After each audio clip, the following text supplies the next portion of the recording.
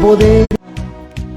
Dios le bendiga en esta maravillosa hora. Qué privilegio, es una bendición muy grande, muy especial la que nos regala nuestro Padre Celestial de poder estar una vez más en este día domingo. Y hoy tenemos fecha ya 22 de febrero del año 2026. El tiempo pasa rápido, pero hasta aquí Dios nos ha ayudado.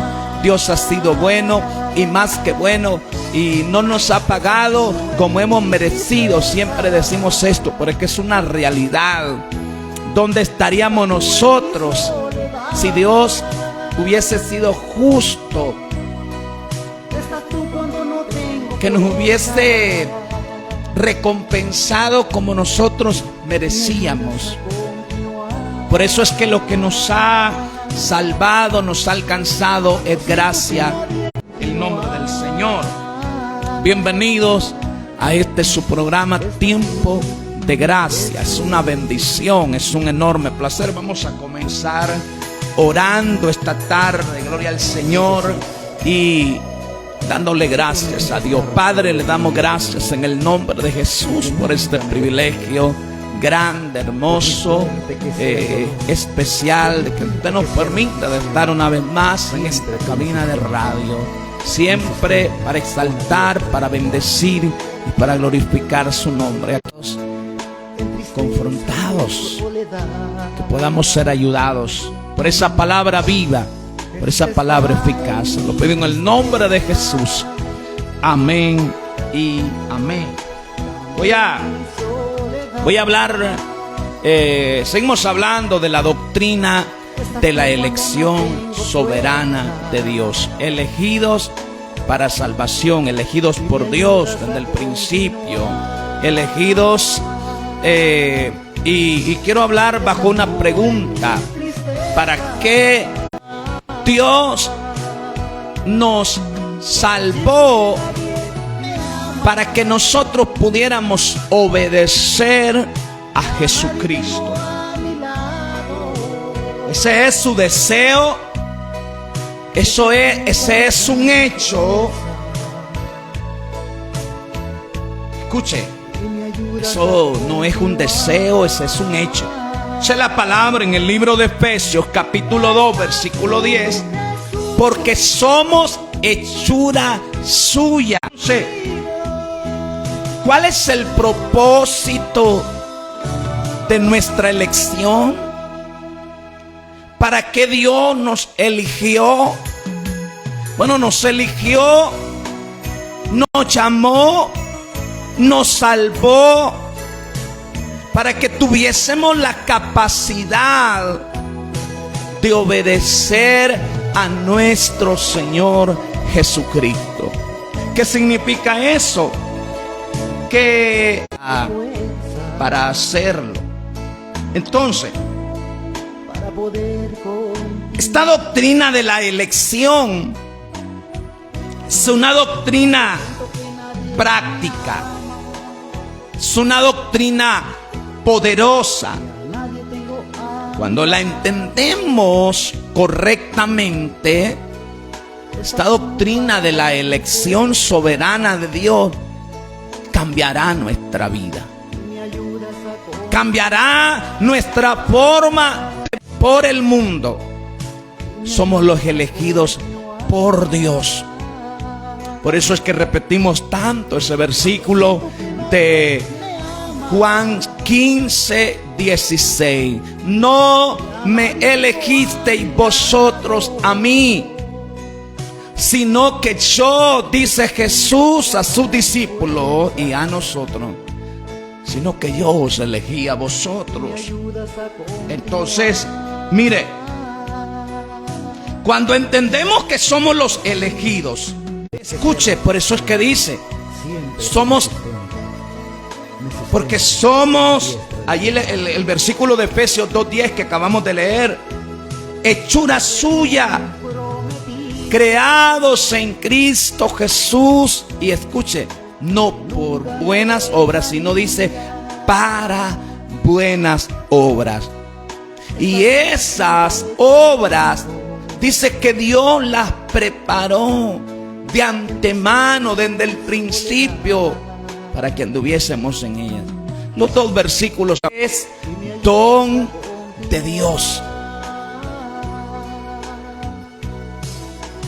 No por obra, dice el 9, para que nadie se gloríe.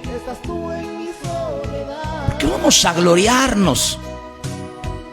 Si en 1 Corintios capítulo 1, si usted lo ve desde el versículo 26 hasta el 31, dice: mirad, hermanos, vuestra vocación, que es vocación, el llamado Salvador hay vosotros en Cristo. Entonces mire lo que le digo. El propósito, o sea, ¿para qué Dios nos llamó? ¿Para qué Dios nos eligió? Escuche, nos eligió para obedecer, para que seamos obedientes. Nosotros no somos obedientes para ser hijos de Dios. La obediencia es una evidencia de salvación. No me venga usted a decir que es cristiano y que lo único es que usted no obedece en lo absoluto. No me diga que usted es un verdadero hijo de Dios, una persona regenerada que ha nacido del Espíritu. Un día seremos perfectamente obedientes cuando seamos perfectamente santos, cuando seamos glorificados. Entonces nosotros seremos santos y ya no vamos a pecar. Mientras tanto, Pablo dice, Romanos 7, el pecado que mora, que ya no practicamos el pecado o que ya no pecamos. Entonces, ¿para qué Dios nos eligió? Nos eligió para obedecer. La obediencia debe de ser notoria en nosotros.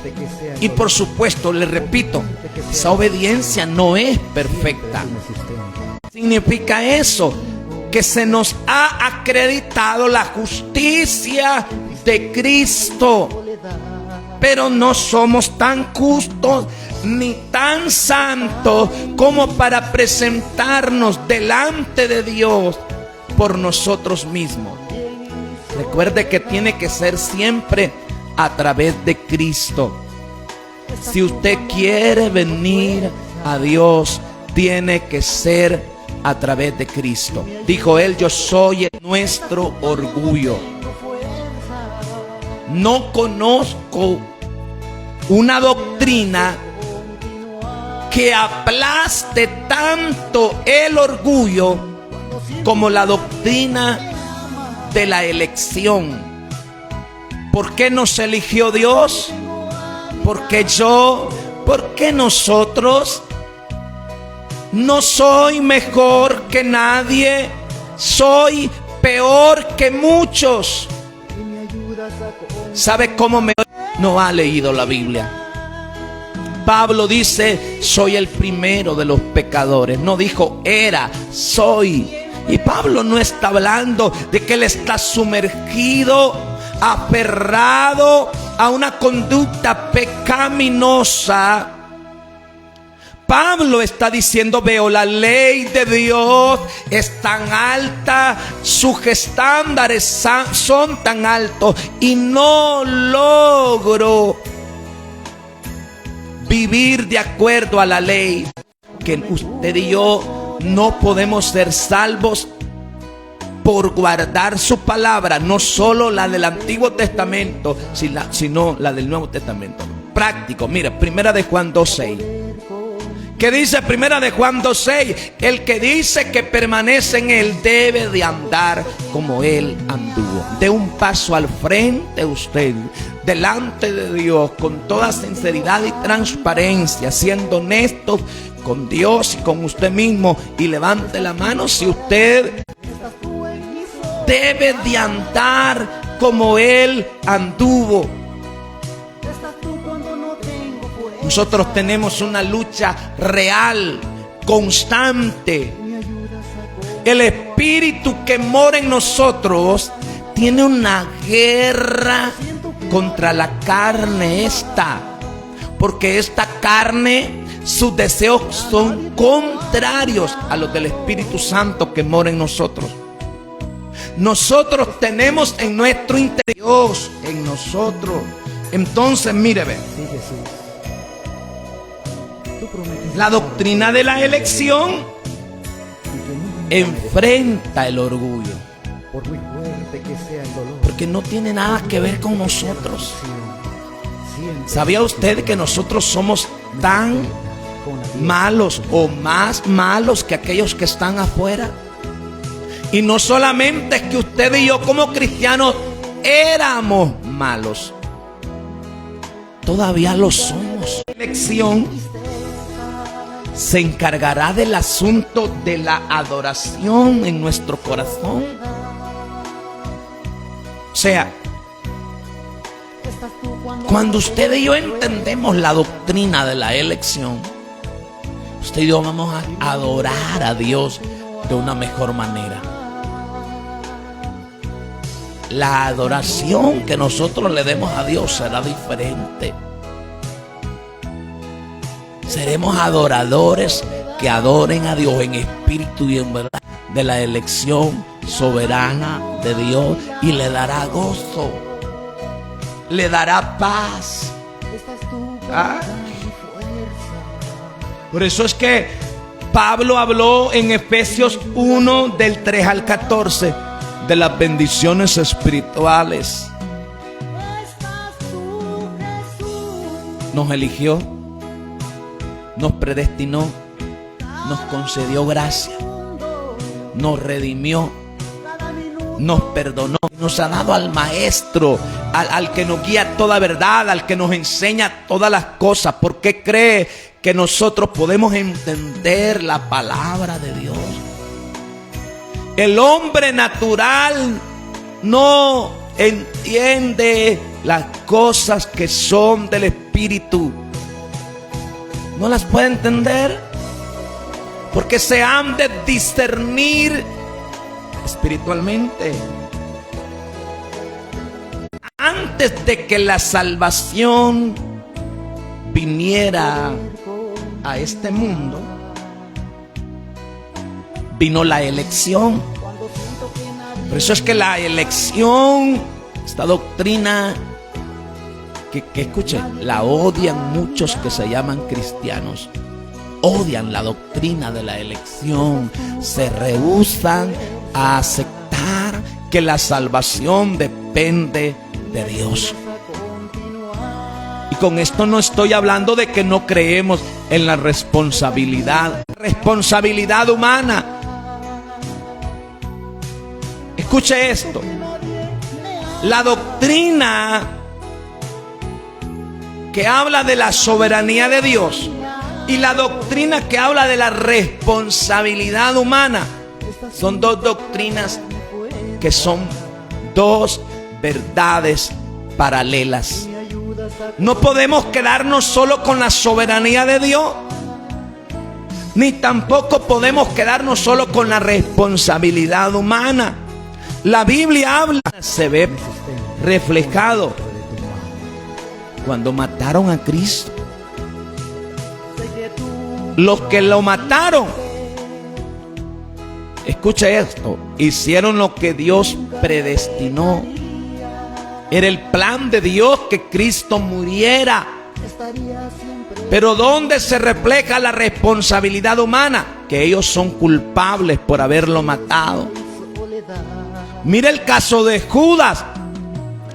Traicionó a Jesús. Uno puede venir a mí si el Padre que me envió no lo trajere.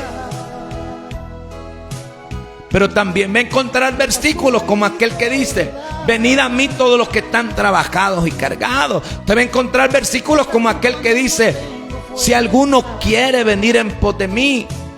Entonces son dos verdades paralelas.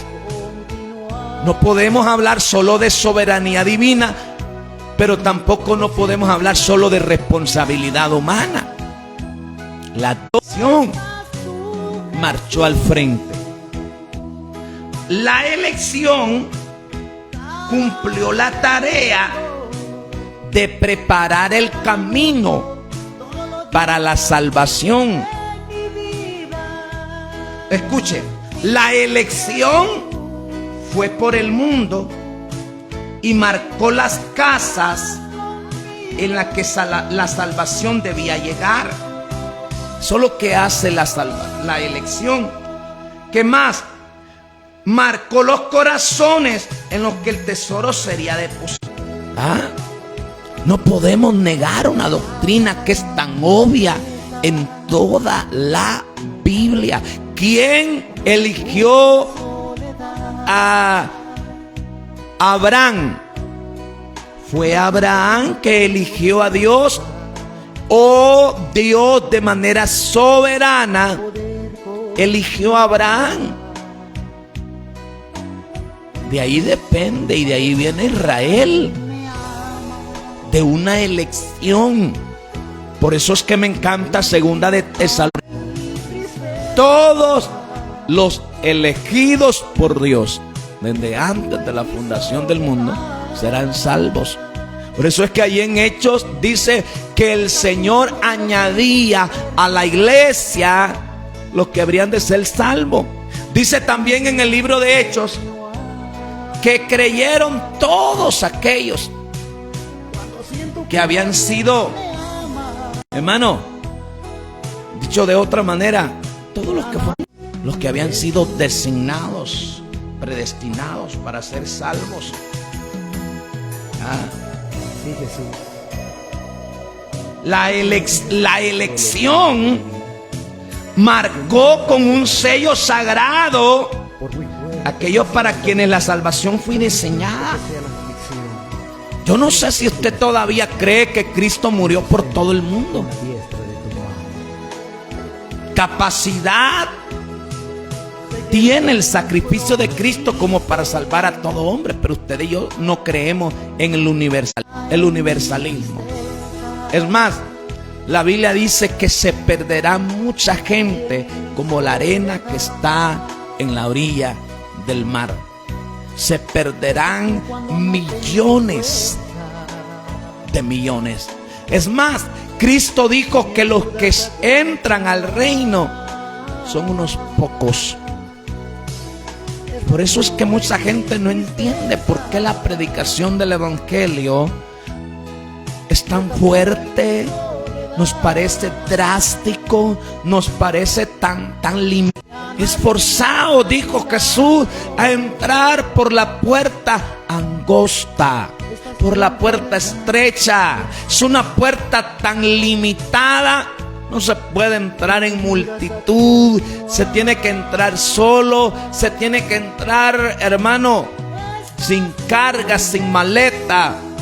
No podemos entrar ahí con religiosidad, con justicia propia. Son unos pocos los que la hayan. Significa que para allá hay oración, creyendo que son salvos, cuando en realidad no lo son. Es fundamental la obediencia. Dios nos eligió, nos salvó para capacitarnos, para obedecer. Escucha lo que le digo. Después de que la elección marcara la casa, marcara la persona con un sello, santificación, muchos más, la última de ellas es la glorificación. Pero la base fundamental es la elección. Por eso es que Pablo dice, a los que antes conoció. Eso es tener una relación íntima predeterminada, una relación de amor puro, una relación salvadora. A lo que antes conoció, a esta es la voluntad del que me envió, de mi Padre, de los que Él me dé, no pierde yo ninguno. ¿Sabe que Cristo le dijo al Padre, de los que me diste, no se perdió ni uno? Yo lo guardé en tu nombre, no se me perdió ninguno. Solo el hijo de perdición, para que la escritura se cumpliese. Judas se perdió no porque Cristo no pudo guardarlo. Creemos con todo nuestro corazón, no solo en la doctrina de la iglesia. Es mucho mejor hablar de preservación, porque dice la palabra ahí en Judas 1:24 que Dios es poderoso para guardarnos sin caída. Cuando hablamos de seguridad de salvación, usted me podría mencionar muchos versículos, principalmente en Hebreos, y usted me podría alegar y decirme, hermano, pero la Biblia dice que la salvación se pierde.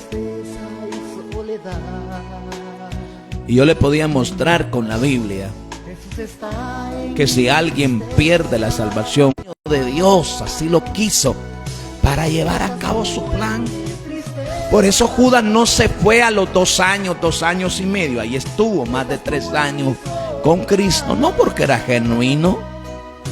Era el hijo de perdición. Entonces, mire.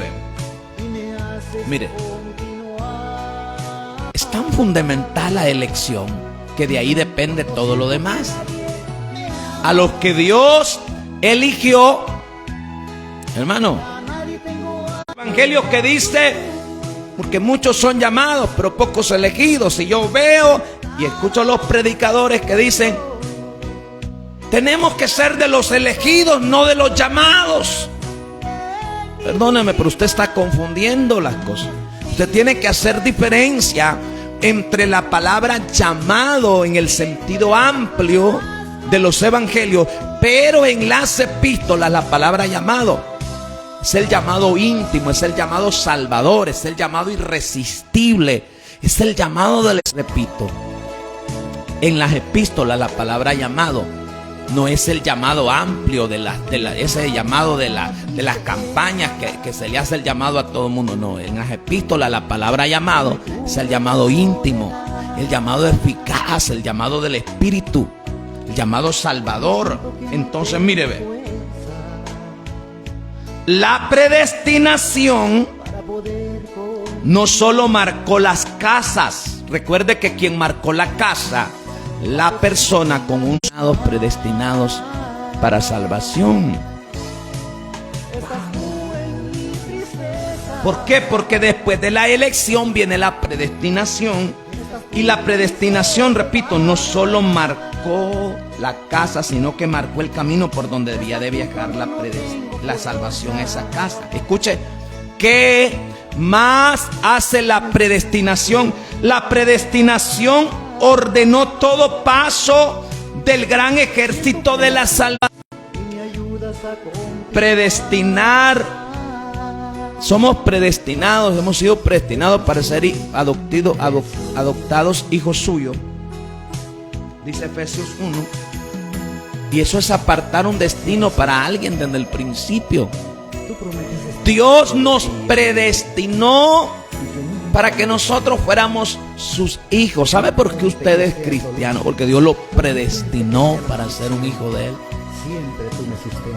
O sea, no tiene nada que ver con usted. No me venga que usted eligió a Dios. Dios nos capacitó para hacerlo. Entonces dice, escuchen, la predestinación ordenó el tiempo cuando el pecador debería ser traído a Cristo. ¿Quién hace eso? ¿Quién determinó el tiempo cuando el pecador debía ser traído a Cristo? La predestinación. ¿Qué más determinó la predestinación? La manera en la que él debía ser salvo. El medio que debía ser empleado. La predestinación ordenó el tiempo cuando el pecador debía ser traído a Cristo. La predestinación ordenó la manera en que él debía ser salvo, el medio que debía ser empleado.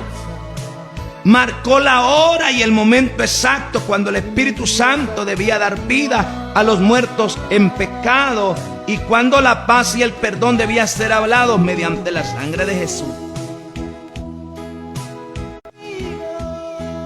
Designada, predestinada para ser salvo, no se va a perder porque usted no vaya a predicar. Y esto no le estoy diciendo que no hay que evangelizar. Mire ve. Creer en la doctrina de la predestinación, de la elección soberana, del llamado eficaz y todo eso, y no evangelizar, es como decirle a una persona que se está ahogando en el río y nosotros decirle, nosotros seguimos y tenemos que seguir haciendo campañas, evangelizando, hablando de Cristo a tiempo y fuera de tiempo, que nosotros no sabemos quién es elegido y quién no es elegido. O usted le va a hablar a los que tengan en la frente una E de elegidos. Nosotros no sabemos quién es un elegido. Es más, ni tiene que ser nuestro enfoque en estar riendo, hermano. Yo me he metido al rollo de saber, quiero saber si soy un elegido. La pregunta es, ¿te arrepentiste? ¿Es tu deseo poner en práctica la palabra? Eso es lo que nosotros tenemos que preguntarnos. ¿Qué más hizo la predestinación? La predestinación marcó el camino de manera tan completa a la casa que la salvación nunca se sale de ese camino y nunca se pierde del camino. ¿Se acuerda que yo le dije que la elección marcó la casa, marcó a la persona con un sello sagrado? Las personas creen que la salvación es para la gente buena. No. El infierno estará lleno de gente buena, de gente moral, de gente religiosa, de gente que es buen esposo, buen padre, buen hijo, un buen miembro de la colonia, de la sociedad. Personas ejemplares que no deben una empira en la pulpería, que nunca han probado un cigarro, que nunca han probado una cerveza. Están condenados, porque el pecado que condena, hemos alcanzado gracia, y una gracia tan genuina, tan grande, y hay personas afuera diciendo que no tienen necesidad porque van de la casa al trabajo, del trabajo a la casa, que son esposos fieles, que son hijos bien portados, personas morales. Le tengo noticias. El joven rico de Mateo 19 era moral, era religioso, era un líder. Los altares están llenos de personas que en lugar de reconocer su pecaminosidad, están declarando abiertamente que hace años dejaron de pecar. Y eso no es cierto. No hay tal cosa como los super santos, como los que ya no se contaminan, que ya no pecan. No es cierto. Somos pecadores. Y hoy necesitamos gracia. Es una evidencia de salvación. A usted le puede parecer raro, le puede sonar aburrido. A la gente no le gusta esta forma de hablar la palabra. A la gente le gusta que le estén declarando casas, desatando carros, desatando bendiciones materiales. Eso es lo que a la gente le gusta. Y las casas de oración donde se predica ese falso evangelio que solo se habla de bendición, esas casas están abarrotadas. Una banca de una casa de oración tiene que sentirse incómodo. El problema es que yo no sé quién nos enseñó a los predicadores que hay que hacer sentir bien a la gente.